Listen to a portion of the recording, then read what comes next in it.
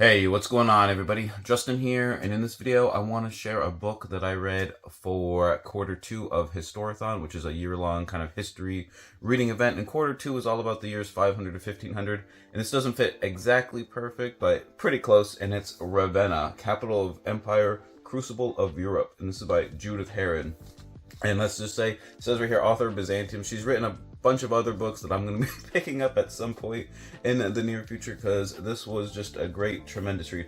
First of all, just look at the cover here. Like, the mosaics and stuff that Ravenna is known for is kind of like displayed right there. And it's, I don't normally do the jacket art, but Alfredo Dagli Orti designed the cover, and I think they just did a fantastic job here, just kind of getting the vibe of Ravenna. For those who don't know what Ravenna is a city a little bit more in like northern Italy compared to like where Rome is. But Rome was not always the capital of the Roman Empire. Towards kind of the later stages in the West, the capital moved a little bit, and Ravenna was chosen as sort of a new seat of power because it's kind of defensible location in sort of a swampy area, sort of like Venice and stuff. It was just, really easy to defend, and wasn't easy to kind of besiege and stuff like that. But anyways, Ravenna has actually quite a pretty rich history, as you can see here.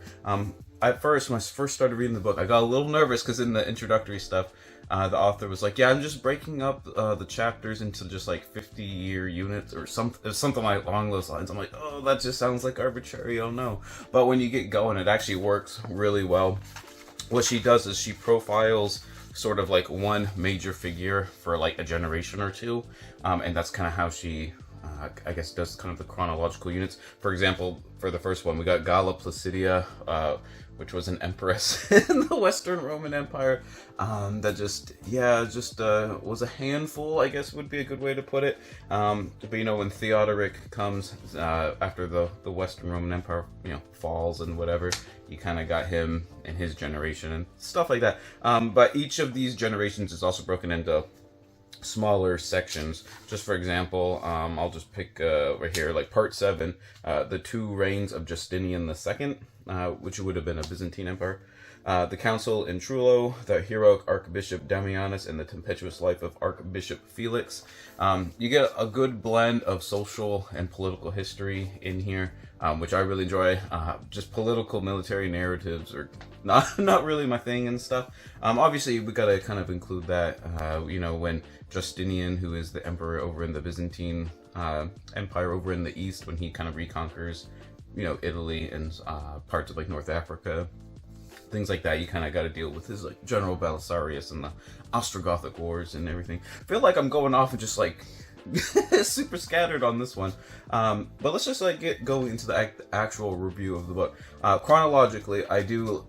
After reading it, like I said, I was a little nervous at first, but I actually really enjoy how she broke it kind of almost like into generations, like I was saying, and then you got kind of like sub-chapters in each one. I just felt that I was able to cover a lot of ground. Like I said, you can kind of cover sort of the political narrative, but then you got things like all the the religious disputes of like the early church and stuff, the disputes between the West and the East, the different heresies and church sects and stuff. They were kind of going at it, and like you got figures like the rivalry between some of them. She also does like highlight some of the things like like Pope Gregory the Great and stuff over in Rome. But the city of Ravenna is definitely the focal point. I know I've been saying like Rome and like Byzantium and stuff. Essentially, it's almost like a history book on late antiquity, but sort of through the lens of Ravenna and like I guess kind of the North Italian response to everything, if that makes sense. You got like King Theodoric's court. Stuff like that. And there was just a lot of culture and things kind of going on. I do enjoy how she included a lot of the artwork, like the mosaics, the sculpture, the architecture of the city. And there's actually quite a few plates. A lot of history books only include just like a little handful there. But there's actually several plates like strewn throughout the book. If I could actually turn a page here, from different like sites in Ravenna and different things that she's talking about. I think there's 3 or 4 of these sections, if I remember correctly. Like here's like a throne of like one of the archbishops, which I think is, Archbishop Maximian in Ravenna. I just think that's like really, I don't know, just really interesting stuff. Like you'd like kind of want to go see. Obviously, like the super famous mosaic of Justinian and Empress Theodora, stuff like that.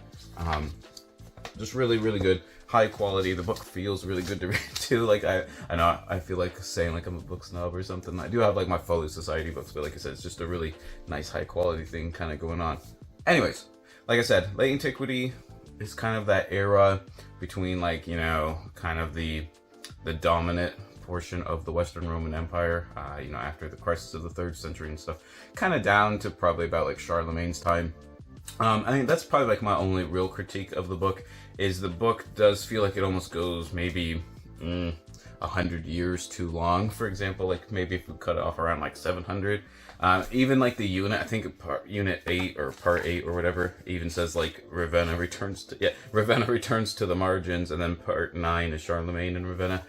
It does feel like Ravenna's kind of, you know, its heyday is sort of over, and they're just kind of like included, if that makes sense.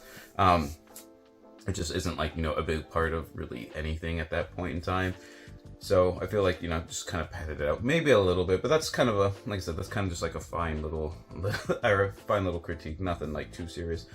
Overall, I really enjoy it. I enjoy reading about like the Dark Ages, and this is kind of like a Mediterranean version of the Dark Ages, you know, like I said, like the 500s, 600s, 700s, stuff like that. I just find it really interesting. If you're interested in that time period, you definitely need to pick this book up. If you're interested in, for example, the fall of the Roman Empire, if there's not enough books on that already, definitely go check this one out as well. I don't really have, like I said, don't have much bad to say about it. The prose reads really well. There's a timeline at the beginning. The only thing is, there's not a bibliography per se, but there is like a giant notes section. Usually I like to have like the notes and the bibliography, because I don't always like to, you know, do all the footnotes and all that kind of stuff. But like I said, giant notes section, a timeline, lots of maps and stuff at the beginning.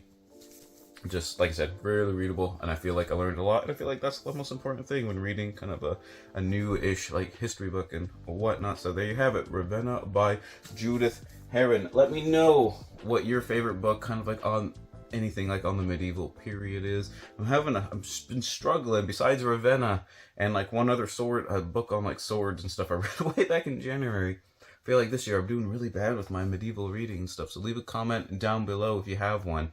And always remember, whether you're reading medieval stuff or not, read victoriously.